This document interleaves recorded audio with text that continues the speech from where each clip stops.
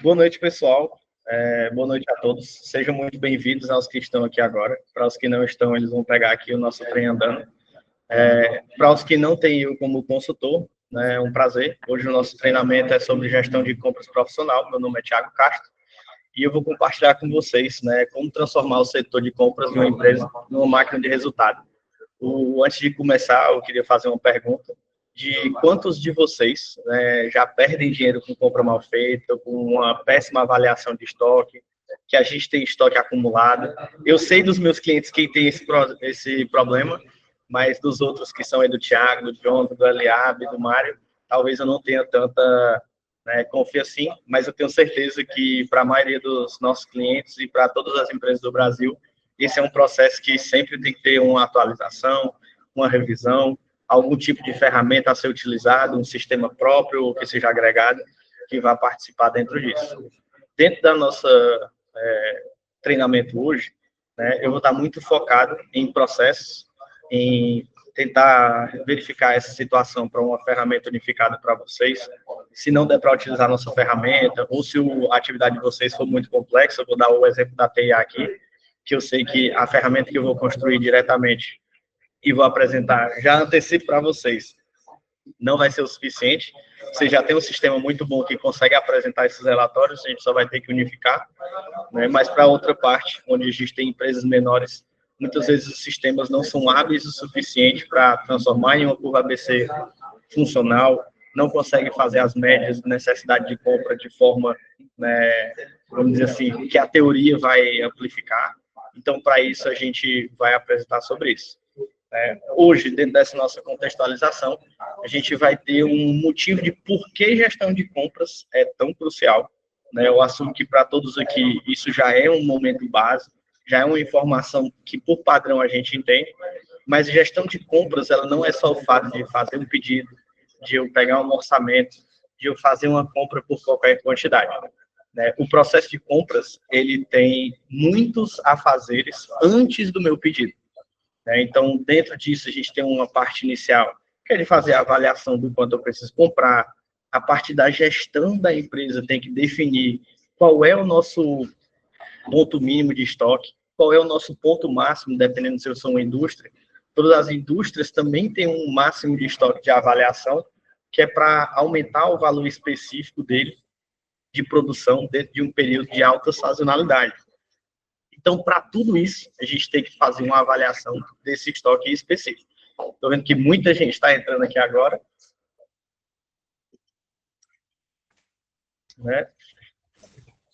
E dentro dessas atividades de avaliação, a gente quer muito bem, várias vezes, verificar não só estoque mínimo e máximo, também necessidade de lead time e tudo isso que vem com o jogo. Só a estética.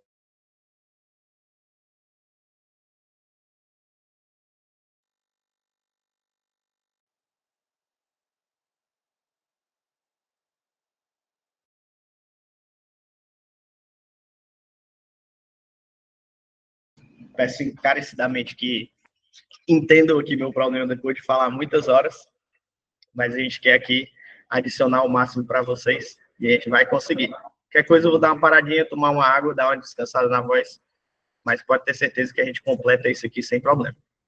Então, o ponto que eu estava falando é sobre a necessidade de um processo de compras que não está só agregado a esse processo final de terminar um pedido, mas está muito mais focado em enxergar a necessidade de uma compra, de conseguir enxergar especificamente qual é o meu lead time. O lead time é aquilo que é o tempo que demora para chegar o meu produto dentro da empresa, qual é a minha necessidade mínima e a minha capacidade máxima de estocagem. Esses são os pontos iniciais que a gente precisa pegar para conseguir começar a dar esse primeiro passo no processo de compras. O processo de compras, por sua vez, quando a gente faz com base nesses indicadores de estoque mínimo, estoque máximo, necessidade de compras e o giro do meu produto, tem um impacto direto no financeiro da empresa. Por quê? Qualquer avaliação de estoque parado na empresa, ele está apresentando para mim um passivo na empresa. Eu estou aumentando o meu valor de capital imobilizado. Digamos assim, eu estou estocando um produto que eu não posso utilizar esse produto como um caixa. Muitas vezes, para o pessoal que está fazendo processo de compras, a gente esquece bastante muito essa atividade de que quando eu compro um produto, eu estou tirando especificamente o meu valor de capital de giro para poder rodar as outras atividades da empresa. Eu já fui comprador, né, já fui comprador de mais de um setor específico de empresas, e para isso a gente sabe que tem muita gente que presta menos atenção nesse fato. Os principais erros comuns que a gente tem, isso eu quero deixar aqui, né, para vocês, é o quê? Ou quais são os dois mais comuns que os meus clientes, né, apontam? Ou eu tenho ruptura grande demais no estoque, faço um processo de compra em que efetivamente eu estou comprando, mas estou perdendo o faturamento semanalmente, porque eu não consigo ter esse meu produto em grandes quantidades ou no giro adequado para essa compra. O outro problema, que é o outro lado da moeda, né, seria o superestocagem. Eu tenho um tipo de produto demais, um de curva C, um de curva B, que eu não consigo repassar, e eu estou com esse dinheiro parado, o boleto dele vai cair na próxima semana, no próximo mês, e eu não consigo reverter isso de volta em capital para a empresa. Então, esses são os principais erros de forma macro de compras. Quais são os erros, né, de forma micro para chegar nessa solução? Porque quando a gente não faz uma avaliação de giro, de estoque mínimo, de capacidade de lead time, de verificação da minha curva ABC dos produtos, de se existe algum sentido de sazonalidade nos meus itens, eu vou perder essa capacidade de avaliar se eu estou super estocando ou se eu estou estocando de menos e tendo ruptura no meu trabalho.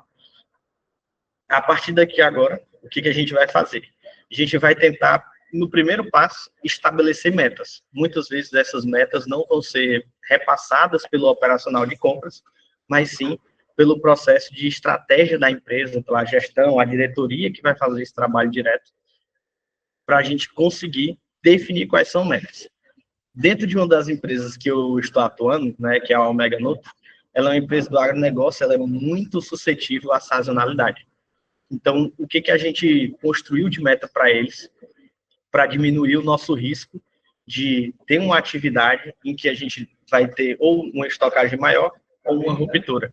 A gente vinculou as nossas metas de compra, a nossa meta geral de faturamento de 2025, onde a gente não vai tentar ser ganancioso. A gente deixou claro quais são os valores de produtos que a gente tem que vender, o nosso valor total que a gente tem que alcançar, e a partir disso, a gente está colocando, eu vou mostrar para vocês uma ferramenta específica de valores que a gente vai fazer de aquisição dentro do período de sazonalidade. Então, o que a gente construiu aqui, e é um processo que vocês podem gerar dentro da empresa de vocês, que não é só exclusivamente do processo de compra, mas os diretores que estão aqui de outras empresas também, já verificar quais foram as médias que vocês venderam no ano de 2024 e, a partir dessas médias, definam com o seu consultor ou com a sua equipe de diretoria qual é o percentual de crescimento ou de redução que eu preciso fazer para 2025. Muitas vezes a gente acha que o objetivo principal é crescer, mas o objetivo principal de toda empresa é o lucro final. Então, verifiquem esse percentual que vocês querem crescer ou reduzir, e a partir das médias que vocês estão fazendo no mês de 2024, vocês vão tentar aplicar isso para 2025, e se vocês fizerem essa proporção direta, né, estatística de média de 5% de acréscimo, seria basicamente vender 5% a mais de todos os produtos, ou de um produto específico, ou vender 5% a menos de todos os produtos, ou de um produto específico, que represente isso no seu valor de faturamento total. Então, a partir daí, a gente já tem uma meta básica, né? O quanto eu vou precisar comprar, quanto eu preciso investir, e ele é um limite técnico para essa minha compra. Então, eu não vou estar colocando essa minha compra baseada no que eu acho que eu preciso para esse período. Eu vou estar comprando na emoção.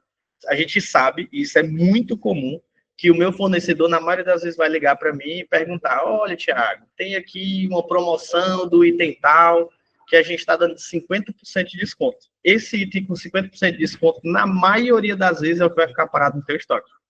Não é à toa que ele te está dando essa promoção de 50% de desconto. Da mesma forma que a gente faz atividades de escoamento de item de curva C, o nosso fornecedor também faz. Então, muita calma nessa atividade de comprar itens que estão em promoção, que estão aqui com desconto, que tem um modelo de vendas diferenciado, Porque na maioria das vezes o teu fornecedor só quer te empurrar o item da mesma forma que vocês também querem. Né? Alguns outros projetos, quando a gente reconhece que esse item para a gente é um item de curva A, faz sentido a gente entrar no processo de estocagem maior, mas isso eu vou falar um pouco mais à frente. Como eu já falei para vocês, o modelo de exemplificar metas, esse é um modelo simplificado, tá? Ele não é um modelo muito avançado. Quando a gente vai para padrões de construção de metas avançado, tem outros modelos de serem construídos. Mas esse é um basal. Se eu não tenho nada de informação de quantidades compradas, eu posso utilizar esse modelo para eu ter um padrão base. Na maioria das vezes, é melhor eu ter pelo menos um plano, uma terrinha, do que tentar ir ao solto, né? A partir desse percentual de meta construída, a gente vai tentar, com a gestão, alinhar a nossa estratégia da empresa de compras. Por quê? Porque a gente tem modelos de construção de estocagem, quando normalmente a empresa tem um volume de estoque ou de capacidade de compra alta, onde eu vou me beneficiar de compras promocionais para aumentar meu lucro bruto. Se eu consigo executar isso, depende muito da minha capacidade de capital de giro para conseguir efetivar isso. Porque se eu estou estocando, significa que eu estou gastando dinheiro para ter esse produto a uma margem que eu vou vender maior.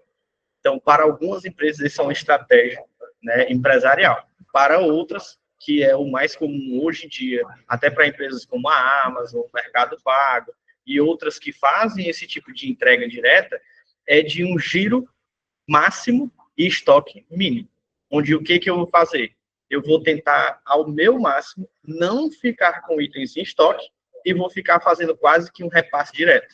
O que significa? Que eu só vou comprar aquela quantidade limitada entre o meu lead time e a quantidade de tempo que eu vou levar para vender essa quantidade específica de produtos.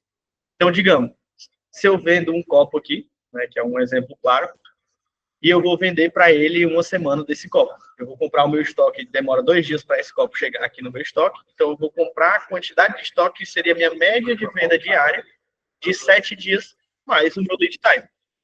Isso é uma meta específica, uma estratégia de venda de estoque mínimo e giro máximo. Entendeu? Ah, tá. Alguém tem alguma dúvida, pessoal? Tá fazendo sentido até aqui? Tudo tranquilo? Deu para entender o que eu estou passando? Vocês estão gostando desse modelo? Querem que eu faça algo diferente? Ó, o Silvio deu um joinha aqui. Vocês podem liberar, viu, o microfone? Vocês podem também me ajudar a não acabar minha garganta. Todo mundo mandando um joinha aí.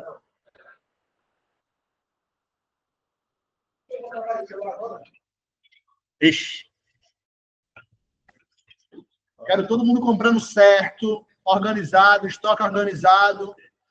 Vamos nessa, turma. Vamos nessa. Hoje o pessoal está calado. Quando o Léo está aqui, o pessoal fica mais animado. Participação, hein? Dinâmica. Aprendam. Isso vai fazer a diferença na empresa de vocês. Então, eu vou deixar aqui para vocês uma parte que eu acho muito importante dentro do nosso processo de avaliação, que é, depois de conseguir reconhecer a nossa meta e reconhecer nossa estratégia, a gente vai começar a fazer atividades de coleta de informação. Eu assumo que, para a maioria de vocês, a gente já tem essas informações em algum modelo. Isso pode ser utilizado o quê? Né? Quais são as informações necessárias para a gente começar a fazer a avaliação do que é melhor para a nossa empresa? O nosso caso inicial é conseguir, primeiro de tudo, fazer um inventário. Um inventário, ele é de extrema necessidade. Ele é quase uma condicional para que uma empresa de varejo, atacado, do que for que não seja um serviço que não use um produto específico, ele é uma condição essencial para o sucesso do processo de compras.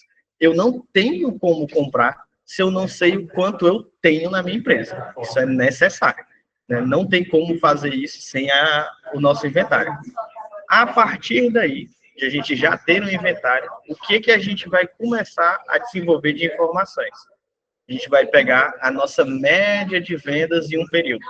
A gente pode pegar dos últimos 3 meses, a maioria dos sistemas faz uma média que se chama média F, que é exatamente a avaliação em 3 meses do quanto foi vendido de um certo produto. Eu, Thiago, gosto de trabalhar com a média anual e verificar se essa média tem diferença entre os meses. Eu tenho muitas empresas que têm uma sazonalidade grande, então eu prefiro trabalhar com um valor específico mês a mês e eu trabalho com minha média diária para que eu possa fazer os cálculos futuros de compra de forma mais, vamos dizer assim, assertiva.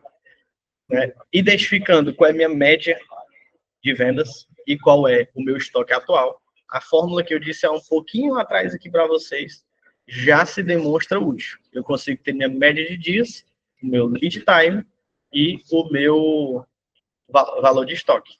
Então, se eu quero comprar um produto para 10 dias, o que eu vou utilizar?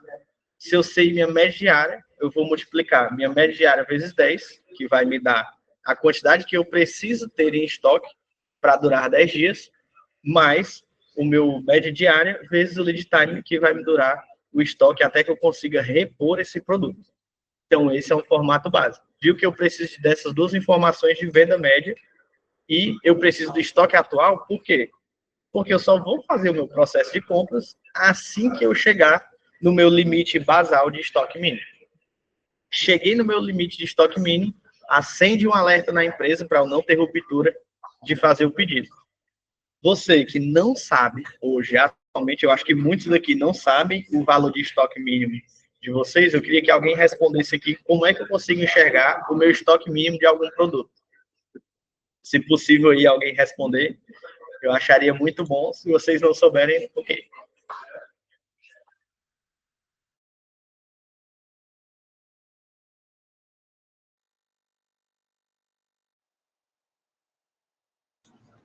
Eu quero falar, Carol, se algum de vocês sabe qual é o teu estoque mínimo. Quanto eu sei quanto é meu estoque mínimo? Pode ser em valor ou pode ser em quantidade? Eu acredito que uma forma, de acordo com o que você disse, é quando eu sei meu lead time, por exemplo, 10 dias, e se eu só tenho produto na contagem diária que dê para 10 dias, meu estoque mínimo é quando eu tenho tempo suficiente para atender só o lead time, né? Exatamente. Muito bom. Esse é o modelo padrão, né, de estoque mínimo. A gente pode aumentar ou diminuir esse estoque mínimo, dependendo das condições que a gente tem, mas em sua grande maioria, o nosso estoque mínimo é exatamente aquele estoque que duraria o suficiente para o meu lead time acontecer. Que é o quê? É o que dá tempo de eu formatar um pedido, fazer o pedido formal para a empresa, do meu fornecedor, e chegar aqui. Então, a partir desse modelo, a gente já consegue ter um processo de compra em que eu não vou ter ruptura. Se toda vez que eu chego no meu estoque mínimo, eu faço um pedido de compra desse produto, eu, na maioria das vezes, ou em quase 100% dos casos, eu não vou ter ruptura no produto. Algumas vezes, eu tenho que aumentar o meu percentual um pouco a mais do que o meu lead time. Vai depender da sazonalidade.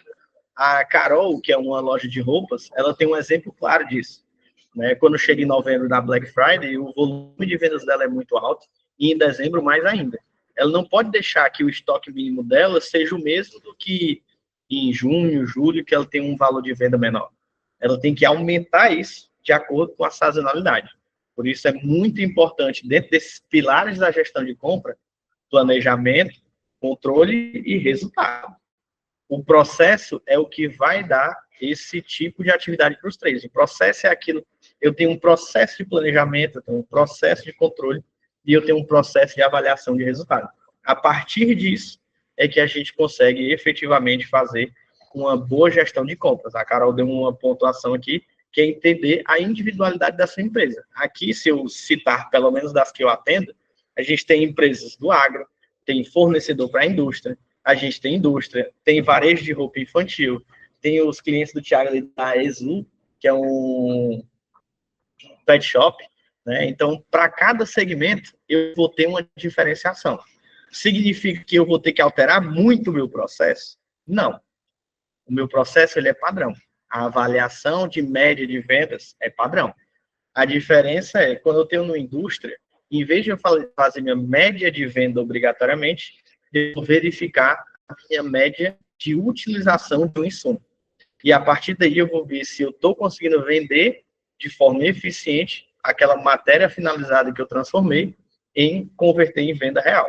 Que para muita indústria, essa é a maior dificuldade. Eu consigo produzir muito, mas eu não estou verificando se eu estou tendo essa saída efetiva.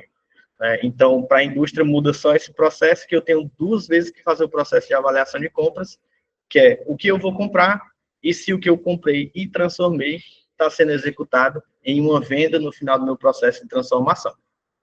Show? Qualquer dúvida, pessoal, podem levantar a mão aqui. Estou disposto aqui a gente fazer de uma forma mais interativa o máximo que puder. Dentro, agora, gente, do nosso processo de planejamento de compras. Como é que funciona? Para empresas do agro, que tem uma grande sazonalidade, tem um processo diferente. Mas para a maioria das empresas, a gente planeja as compras com base em um histórico anual, onde a gente verifica quais são os meses que tem algum pico e tem que relembrar. Eu sou uma pessoa que, como consultor, eu anoto muita informação do que acontece na empresa. Então, a partir daí, eu vou anotando por que aconteceu tal atividade dentro do ano. Vou dar o exemplo da Carol mais uma vez. Nesse ano, em dezembro, a gente teve um pico de vendas muito alto. O que gera esse pico de vendas? É só o Natal? É só o Ano Novo? É a época do ano? É o 13º das pessoas? O que gerou isso? Eu tenho que ter algum modelo de acompanhar e relembrar essa informação ao longo do tempo para que eu consiga replicá-la nos próximos futuros. Se eu tiver só essa informação de quantidade vendida sem uma motivação, não é o suficiente. Eu vou dar um outro exemplo de um cliente que normalmente viria, o nosso Felipe Espolador, que normalmente está em todas as reuniões aqui. Ele é uma loja na Bahia. Ele é uma loja de produtos de varejo na Bahia.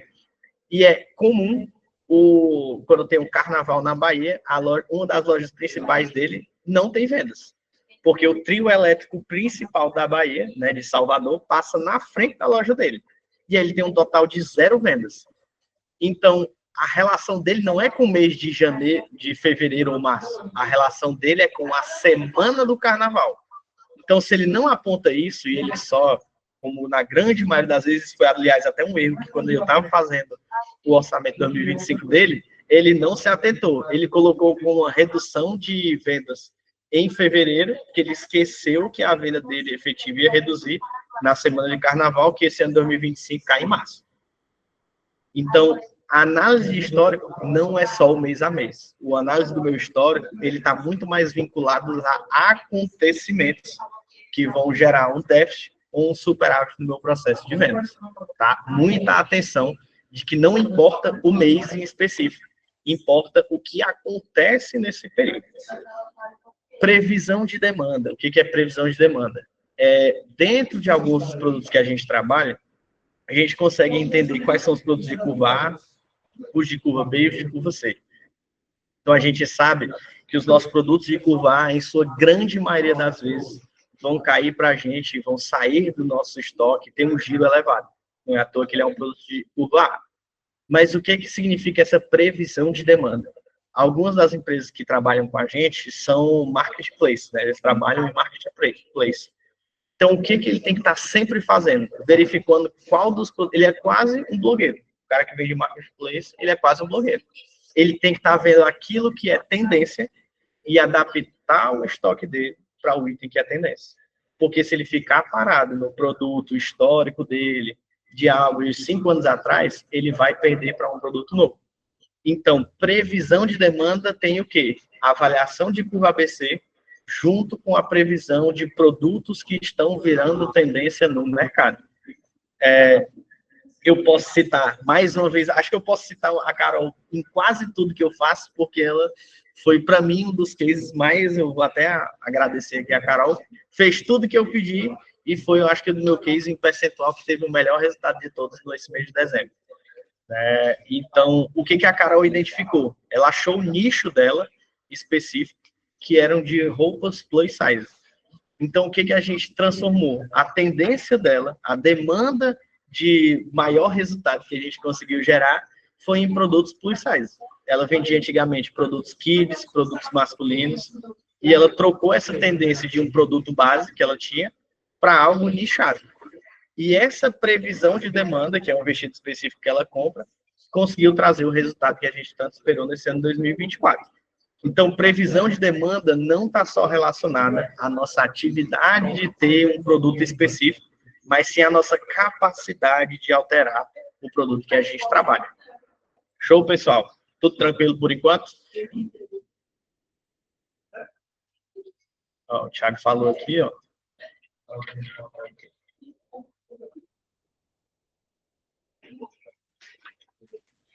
Ó, o Thiago está quase dando um carão aí nos clientes dele. Mas tranquilo. Esse outro caso que a gente está falando aqui é sobre sazonalidade.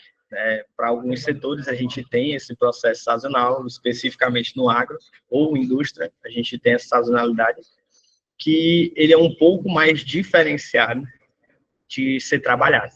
Por quê? Porque a sazonalidade, na maioria das vezes, vai depender de algo específico, que é o que eu já falei sobre a análise histórica, e se a gente levar ao ponto máximo da análise histórica, a gente vai fazer o mesmo trabalho de avaliação de sazonalidade. Que é entender o quê? Que um certo tipo de produto só vai ser vendido em um certo período de tempo. Após isso, é muito improvável a venda dele. Eu estava fazendo uma avaliação dias desses para as farmácias Trajano, de avaliação de processo de compras dele, e a gente verificou que na região não está no período de chuva, mas também não tem sol. E eles estavam fazendo a reposição de protetor solar como se fosse no carnaval, no Ceará, né, que todo mundo tem que usar o dia todo. Né, eles estavam fazendo com estoque mínimo sendo um estoque máximo. Eu falei, pessoal, vocês não vão estar fazendo a venda efetiva desses itens. O protetor solar só vai conseguir ser vendido na época que alguém precisa utilizá-lo. Ele não é um produto de estocagem, ele não é um produto de utilização comum. Ele só é de utilização comum no calor e no sol. Né? Então, essa sazonalidade tem que estar sempre sendo perguntada no meu processo de compras. Esse meu produto faz sentido para esse tempo? Eu vou comprar um guarda-chuva para alguém que vai visitar o deserto do Saara? Não vou comprar um guarda-sol parecido, mas todos os produtos que são parecidos têm diferenças claras, tá? Também é muito importante. E para a previsão de demanda, eu botei 4 pontos aí que são integrais, eles são adicionados, né? Que são o quê? Previsão de demanda e tendência também é um ponto que eu já falei na previsão, onde se eu consigo prever minha demanda e enxergar as tendências de mercado, eu consigo me adaptar o suficiente para que eu não seja pego de surpresa e não perca uma capacidade de venda maior. Beleza? Fluxo profissional aqui para a gente relembrar, que é o quê? Dentro dos nossos processos padrões, a gente tem identificação de necessidade, que vai com base na avaliação do nosso estoque e construção de estoque mínimo e volume máximo. A partir daí é que começa agora o processo que o pessoal acha que é o processo de compras. Mas vira que eu falei aqui 30 minutos de um conteúdo que não tinha nada a ver ainda com orçamento, com pedido, nada. É sobre identificação. O meu primeiro passo é identificar o que eu preciso comprar, como eu preciso comprar, que estratégia eu vou realizar para esse processo de compras. A partir dessa identificação, é que eu vou começar a ter um processo de cotação, de negociação, de fechar o pedido e de acompanhar. E a partir daqui é que a gente vai citar esses modelos. O que eu preciso na minha cotação? Tá? Eu preciso fazer quantas? O que eu preciso ter de informação nela? Porque a gente acha que é só falar. Hoje em dia, se transformou mais irregular o meu processo de compras devido ao próprio WhatsApp e aos modelos de atendimento que a gente tem na atualidade. Né?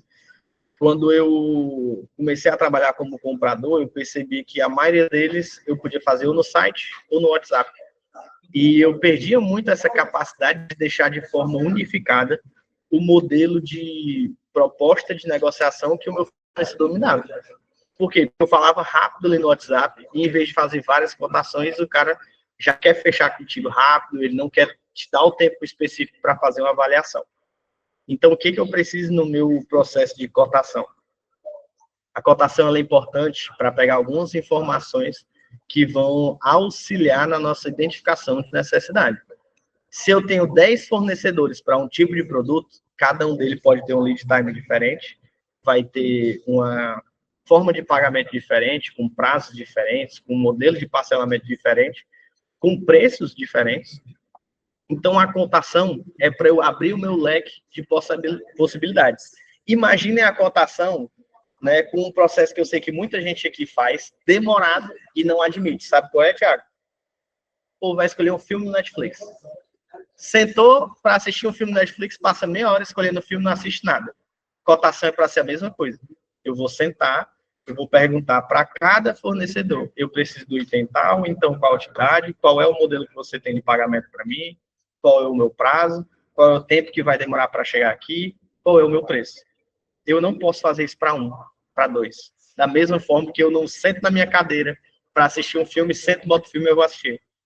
Eu vou ver nota, vou ver histórico, vou ver capacidade de entrega. Então, essa cotação, ela serve para criar um modelo, uma base do que vocês precisam de informação do pedido, né? Quando a gente cota com vários clientes, a gente tem que ter um modelo de apresentar para a nossa gestão quais são os benefícios. Eu não posso só fazer o meu pedido e dizer quanto é que é. Eu preciso cotar, eu preciso passar para a gestão, olha, esses são os meus fornecedores, quais são os benefícios deles, como é que a gente enxerga isso? Vai depender muito mais do estratégico do que o meu processo de compras, né? Então, para isso, a gente faz separação. Depois da cotação, depois do meu gestor ou do responsável definir qual a empresa que eu vou trabalhar, a gente parte para a negociação com uma ou mais delas. Para fazer o quê? Muitas vezes o nosso fornecedor ou os fornecedores não vão ter um modelo padrão já que eu vou conseguir me adaptar. Por quê? Porque eu vendo a um prazo, eu recebo a outro, e o meu fornecedor vai me cobrar de um modelo que não vai casar, não vai conciliar o meu recebimento e o meu pagamento. Então, mesmo o fornecedor, para muitas das empresas, sendo o elo mais forte da negociação, se ele é o elo mais forte, também não é um problema para ele, já que o nosso volume de compras não é o que vai afetar o fluxo de caixa dele. Se eu tenho uma empresa que fatura 200 mil reais e eu compro 20 mil reais de prego, não vai ser 20 mil reais de prego da Gerdau que vai quebrar o processo de fluxo de caixa deles. Algumas vezes, esses fornecedores grandes têm uma maleabilidade para dar um prazo diferenciado para a gente. Se não der, ok. A gente tenta verificar outra forma, em outro processo, de compensar essa rigidez do nosso fornecedor. Mas a negociação está lá para a gente ser claro, né? Qual de vocês tiveram aí dificuldades em negociar com os seus fornecedores?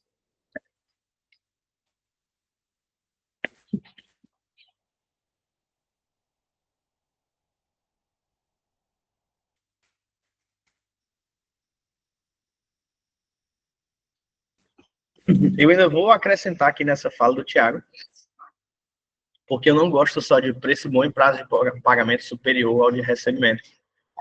O pagamento superior ao recebimento, para mim, ele é obrigatório.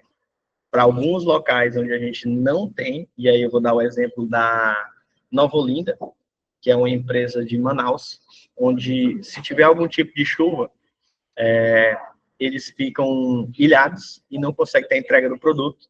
E muitas vezes eles fazem um pedido e o fornecedor fatura, mesmo que não tenha chegado lá. Isso gera para eles um problema grande de fluxo de caixa, pelo simples fato de que eles não conseguem nem vender o produto que eles já estão pagando, né? Então, essa, vamos dizer assim, máxima que o Thiago jogou aí, é uma forma base de avaliar.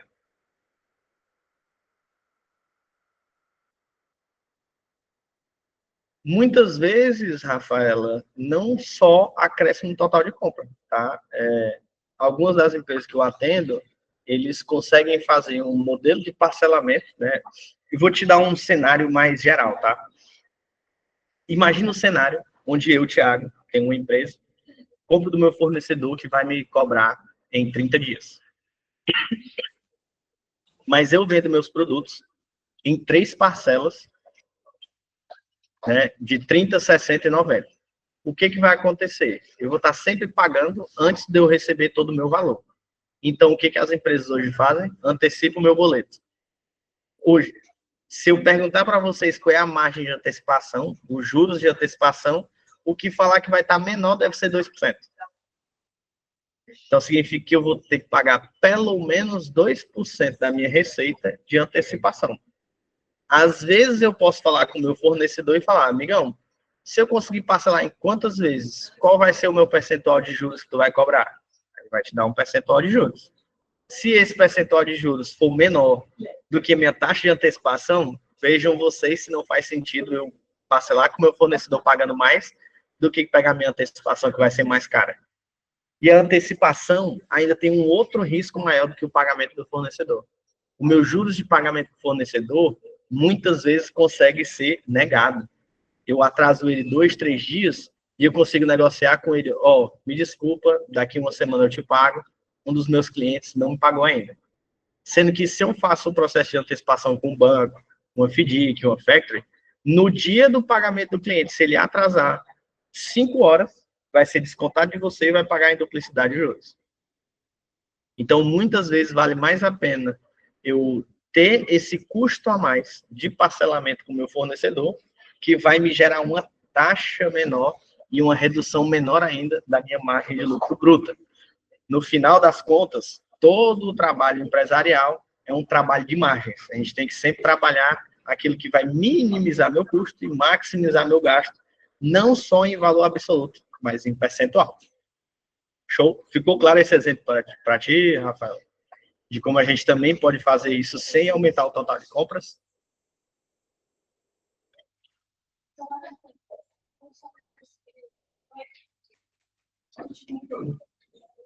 Show. A partir daqui, a gente vai fazer, depois de negociado, a gente vai ter as atividades do próprio pedido, né? Eu preciso fazer a informação que muitas vezes eu negocio antes mesmo de ter um pedido fechado. Por quê? Porque eu prevejo a minha necessidade e começo a fazer esse trabalho com antecedência. Algumas empresas começam a fazer a identificação, cotação e negociação no mesmo dia do pedido. E isso é um erro, ainda mais aqueles empresas que estão trabalhando com produtos que têm ruptura de fornecedor.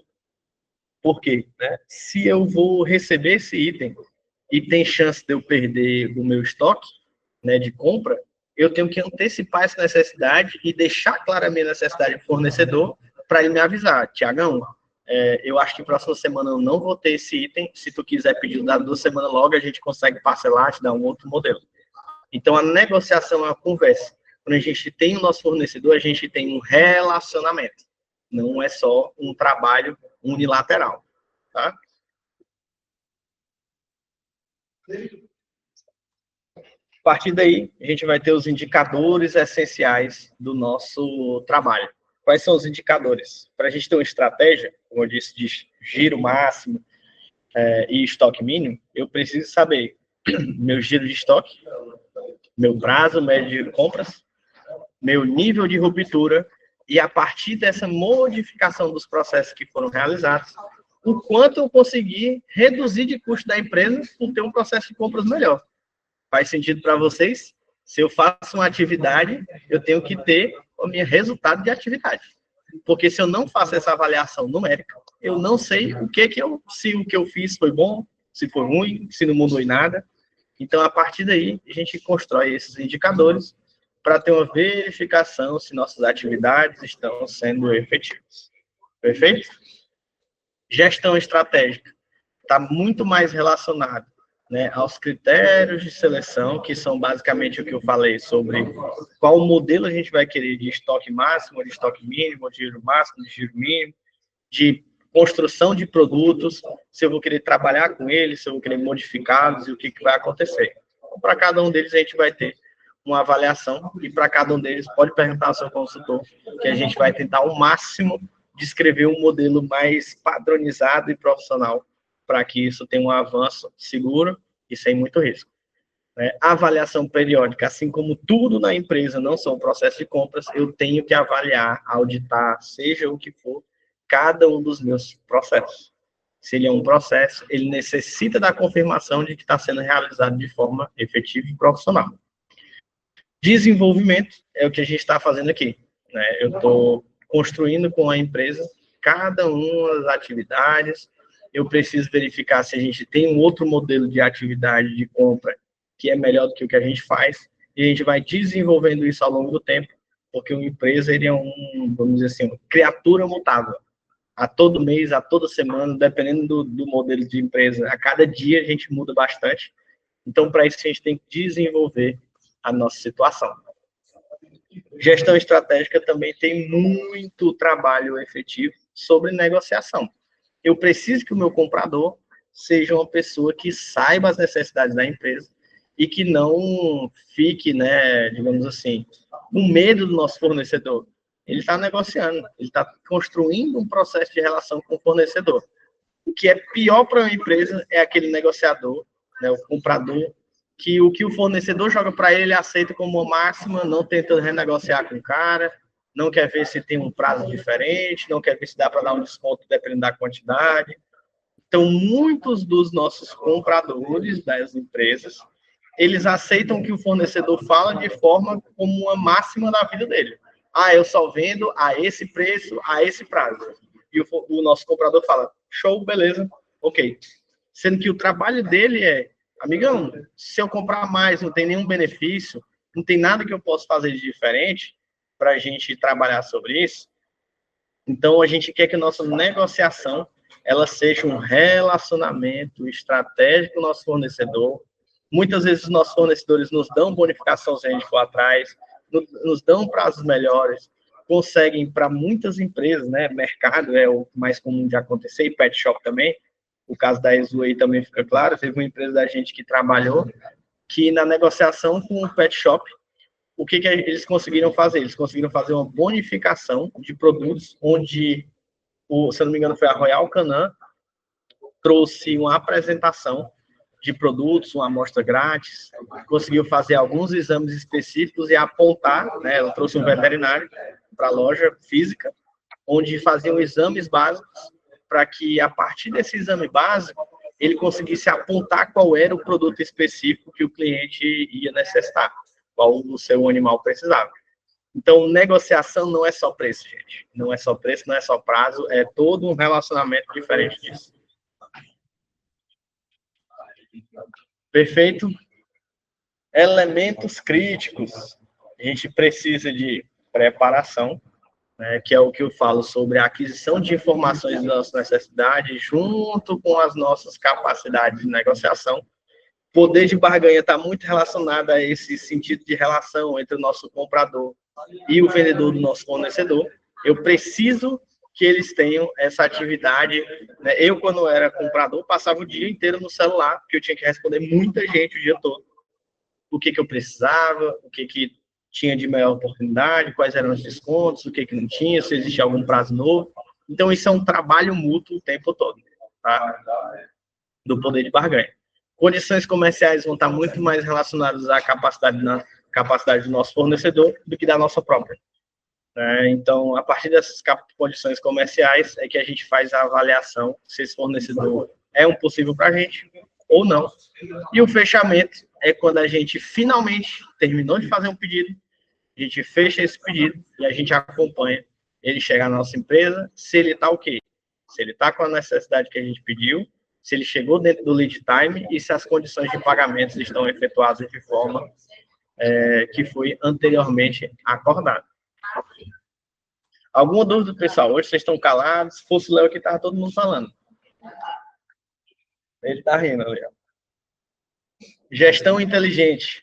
Gestão inteligente é o que a gente enxerga como o modelo mais, digamos assim, eficiente, smart, use a palavra do que for, para esse processo padrão de compras. Que é o quê? Estoque mínimo. Por que a gente acredita que o estoque mínimo, para a maioria, não para todos, né? Por que o estoque mínimo é uma situação ideal para a empresa? Porque eu tenho menos risco de modificação de mercado. Se eu tenho um estoque de um produto e o preço médio dele cai, eu vou ter que vender ele abaixo do meu preço de compra. Então, eu vou estar perdendo mais. Estoque mínimo é muito importante para quem tem risco de mercado. Ponto de pedido, que é eu conseguir entender o quando eu preciso fazer minha reposição de estoque. Né? Isso é muito importante quando a gente sabe o nosso lead time, sabe o nosso estoque mínimo, que muita empresa tem um processo de compra engessado, eu só vou comprar no dia tal. Mas a grande realidade é que meu comprador tem que estar 24 horas atento para o quê? Cheguei no meu estoque mínimo, vou verificar se eu consigo fazer um pedido só dele. Ou, se não, em outras condições que vão dar essa capacidade. Curva ABC é para a gente entender se faz sentido a gente comprar esse produto ou não, ou se faz sentido eu comprar um produto de curva C se já estou com o meu orçamento de curvas limitado. Então, para cada uma delas, a gente vai ter uma mudança de processo de compras. Giro ideal é aquilo que a gente já apontou nos históricos aqui dessa apresentação, sobre efetivamente a gente trabalhar com o giro que vai ser adequado para uma data que a gente determinou. Nossos primeiros passos, né? Esse aqui eu vou mandar para vocês, né? De diagnóstico inicial. Como é que a gente faz diagnóstico inicial? Inventário e média de vendas. Eu não tenho isso, não consigo fazer. Priorização, a gente vai por meio da curva ABC, a gente vai tentar reconhecer qual é o produto que tem mais participação no nosso processo de vendas e qual é mais importante. Então, a partir dessa primeira priorização, a gente consegue a nossa primeira quick win, que é uma vitória rápida, que é o quê? A gente reconheceu quais são os nossos produtos com maior saída e os produtos que têm menor saída. A gente faz um processo de escoamento dos itens de curva C e faz uma reposição adequada dos nossos itens de curva A, para que não haja ruptura neles e eu não perca um faturamento dentro de um período adequado. Show? E estruturação é transformar isso de uma atividade mundana, de uma atividade que eu faço com recorrência, mas sem foco, para um processo atualizado, onde eu tenho um POP, um processo operacional padrão, onde eu tenho um processo definido e adequado para a estratégia e as necessidades da empresa. Quais são os controles básicos? E eu vou mostrar um exemplo hoje, tá? Antes de eu terminar a apresentação, eu vou mostrar esse um exemplo de uma planilha padrão que a gente constrói aqui. Alguns dos nossos clientes já usam, outros a gente consegue utilizar do sistema, mas vai ser um básico que eu vou utilizar. Planilhas de compras são aquelas que a gente vai ter as informações necessárias para avaliar se eu estou com bastante estoque, se eu estou com baixo estoque, se eu preciso comprar ou não. Controle de estoque é um controle que, na maioria das empresas, a gente precisa efetivamente fazer por sistema. Mais uma vez, se eu estou em um segmento que revende produtos, um inventário é condição essencial para o funcionamento, para o bom funcionamento dessa empresa.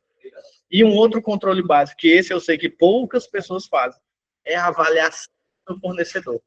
Se esse meu fornecedor está me entregando o item que eu preciso, se ele está me entregando itens que estão com defeito, o que está acontecendo nesse período com o meu fornecedor, para ver se está tudo certo ou não. Muita gente só compra com ele e deixa acontecer da forma que está.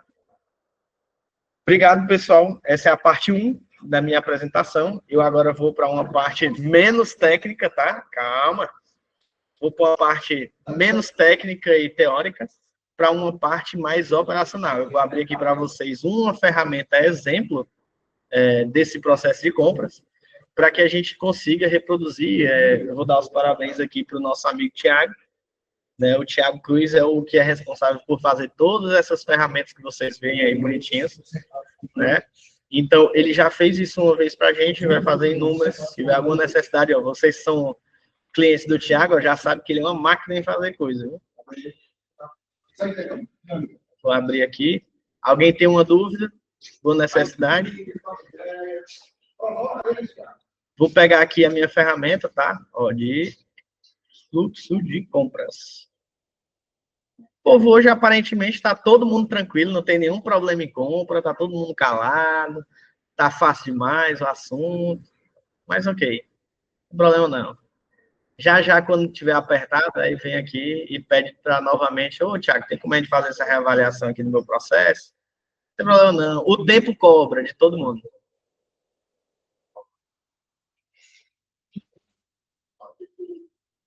Vamos lá, eu vou mostrar aqui, essa aqui é a ferramenta básica que a gente usa de avaliação de estoque, para quem tem ou não. Exatamente, meus professores da faculdade todinho falavam a mesma coisa.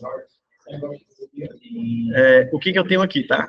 Essa é a parte basal do meu relatório, tá? Ele é uma construção simplificada, que a gente tem o quê? Um relatório de vendas para a gente fazer nossa média diária, nossa média mensal e anual de vendas de um produto, com o preço unitário, o total vendido, o preço de venda total. A partir daí, a gente vai para o que eu chamo da parte mais importante do processo de compras.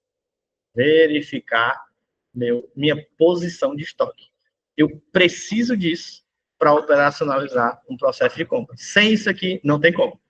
Tá? Não tem, é realmente impossível. Isso é extrema necessidade. Se hoje você não tem o inventário da sua empresa, a coisa que você mais tem que focar antes de tudo é fazer esse inventário e fazer a manutenção do inventário de estoque, né, o processo de entrada e saída dos produtos de forma eficiente. Sem isso, não vai dar certo. Nada no seu processo de compras. Não tem como dar certo.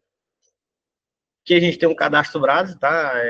Quando a gente for realizar isso com vocês, eu vou dar uma exemplificada mais fácil, mas eu estou tentando fazer esse modelo aqui para que eu já repasse hoje para vocês, para quem vier comigo falar, que fique em um modelo base e que vocês consigam replicar sozinhos, tá?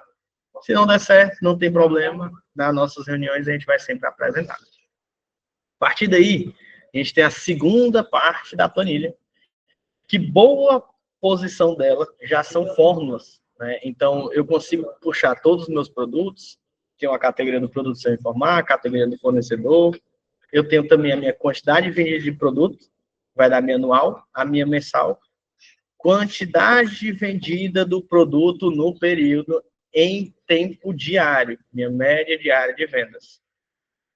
Vou colocar o meu saldo no estoque, que é o que eu acumulei de estoque nesse período, que eu vendi ou não, é o meu total de entrada do estoque, que é a minha posição atual desse estoque.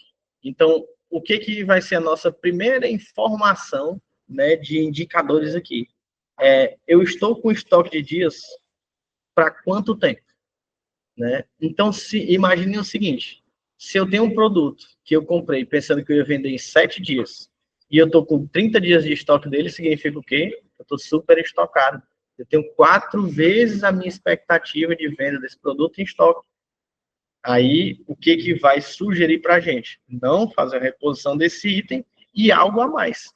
Eu tenho uma necessidade comercial de escoar esse produto, porque senão eu estou gerando mais volume de estoque do que eu tenho de necessidade.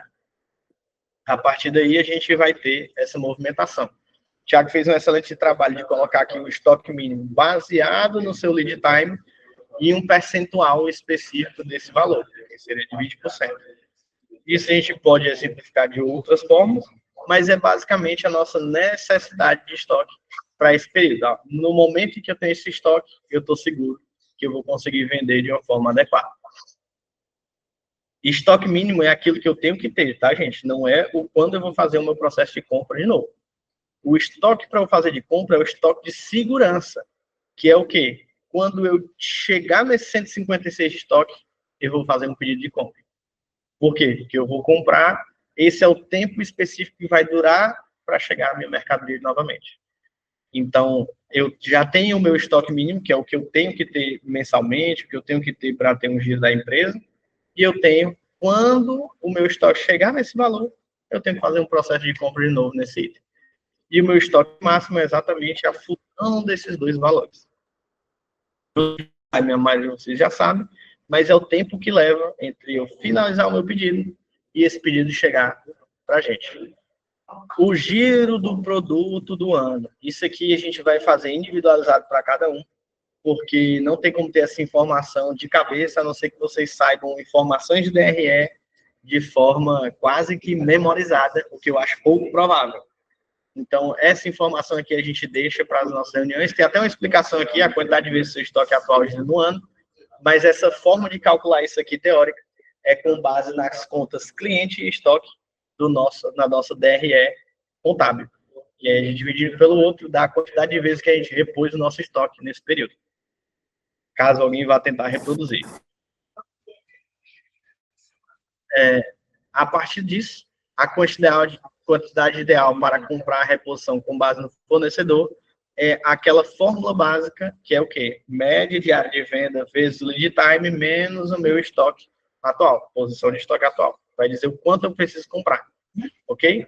E a quantidade ideal de reposição com base na média de vendas mensais é a mesma coisa, só que em vez de eu comprar pelo fornecedor pelo tempo dele, eu estou comprando por um período de 30 dias. Aqui a gente também deixa uma parte simplificada, né, de estoque de abastecimento, avaliar a necessidade, a gente deixa uma classificação, né, padrão. E por último, eu queria para vocês um incentivo para a gente montar essa planilha nas nossas próximas reuniões, né, e com os consultores de vocês, é porque eu, Thiago, gosto bastante de dashboard, e aqui tem um modelo claro de apresentação dessas informações de média de lucro bruto, de preço novo total, preço total do antigo, porque essa ferramenta também tem uma parte de precificação diferente, tá? Então, a gente vai estar sempre fazendo um comparativo em nossa avaliação do que a gente teve de mudança. Pessoal, por enquanto, realmente é isso.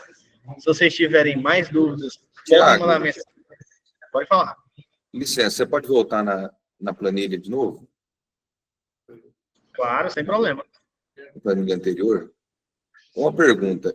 Esse 25 lá em cima, o lead time, ele está sendo aplicado para todos os produtos, né? Isso, mas eu posso alterar manualmente para cada. Aí, manualmente para cada. Não seria melhor, assim, agora, talvez uma se sugestão... Se tu tiver já um relatório... ter uma coluna de grupo, porque daí filtrava um grupo específico, né? Estou pensando no nosso aqui, ó, a gente negócio colocou aqui. Perfeito. A gente tem 2 modelos de filtragem, tá? Que é a categoria, aqui no nosso relatório de cadastro, que a gente consegue definir por fornecedor ou por categoria qual é o nosso lead time dele. Então, se eu tiver um produto do fornecedor 1, eu consigo dizer que é 25 dias, ou 30, ou 7, ou 14. Aí aplica então, para todos os fornecedores na outra planilha já. Exato. Exatamente. Ele já vai alterar o meu pedido aqui nessa coluna. Show? Aí é ótimo. Tudo bom. Para quem me pediu, vou mandar, vocês todos têm o meu contato, né? Mas eu vou mandar essa ferramenta também no nosso grupo geral dos empresários. Quem tiver lá, repasse para os funcionários, para que a gente consiga executar isso. Qualquer dúvida, né? Teoricamente, o seu consultor também vai conseguir fazer isso, mas se por algum motivo você quiser conversar comigo, né, alguns detalhes, eu estou aqui completamente presente para conseguir tirar suas dúvidas sobre essa apresentação. Deixa eu ver aqui. Pronto, o Glauber fez uma pergunta aqui sobre qual a diferença de atuação entre estoque de itens para vendas e estoque de insumos para produção dentro dessa abordagem. Então, como eu tinha falado até no nosso caso inicial, né, Glauberto, eu tenho que fazer sempre uma avaliação de compras e de venda, seja indústria ou não. O que acontece? Quando eu tenho um insumo, eu tenho que verificar, isso é muito comum até em restaurante, né? Porque, vamos dizer assim, é um artigo perecível que pode deixar de efetivamente virar uma venda. Quando eu tenho um produto para venda direta, eu vou ter a reposição desse item de forma direta. Estou comprando, estou vendendo. Quando eu tenho um processo de produção no meio dele, eu tenho que verificar minha capacidade de venda em um determinado período de tempo. E se dentro desse determinado período de tempo, eu vou ter os itens de insumo suficiente para a produção do mesmo. Então, a minha compra para uma indústria é focada, muitas vezes, tem 2 formas de uma indústria vender. Ela pode vender porque ela diz a quantidade que ela vai vender no mercado, ou o nosso cliente final vai dizer quanto ele precisa. Né? Tem indústrias sob demanda e indústrias que produzem de forma individualizada. Se ela for sob demanda, eu vou ter o meu orçamento de pedido de compra, eu vou, com base nesse orçamento, verificar o quanto eu preciso em cada um dos insumos e eu consigo comprar exatamente essa necessidade. Muitas vezes não exatamente, mas eu consigo ter um processo de compras menos arriscado. Quando eu produzo a quantidade que eu assumo que eu vou vender nesse período, eu estou correndo o risco, mas não é um problema, porque na maioria das vezes reduz o nosso custo, de eu comprar para uma produção que eu espero vender. Então, eu faço essa diferenciação entre o processo de compra para o varejo comum e a nossa queridíssima indústria. Alguém mais com dúvida? Se alguém quiser falar, está livre aí para perguntas, para dúvidas, o que tiver aqui de necessidade pode falar comigo. Se tiver com vergonha aqui, por favor, tem um pouco menos, mas se realmente tiver difícil, pode mandar uma mensagem que eu vou responder o mais rápido possível e da melhor forma possível.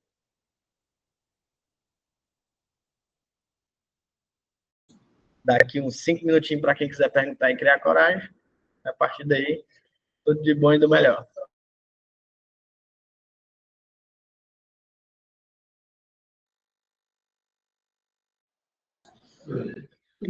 Pessoal, qualquer coisa, vou mandar. Eu estou no grupo que vocês estão. Vou mandar essa ferramenta também para todos vocês. Caso vocês queiram, né, eu vou deixar lá. Mas caso alguém queira que seja para algum funcionário, pode me mandar uma mensagem no privado para que eu envie diretamente para essa pessoa. Pessoal, foi um prazer estar com vocês aqui à noite. Espero que tenha sido o máximo de desenvolvimento possível que dá para realizar em um processo aqui de 1 hora. E uma ótima semana e boas vendas para todo mundo. Então, um abraço.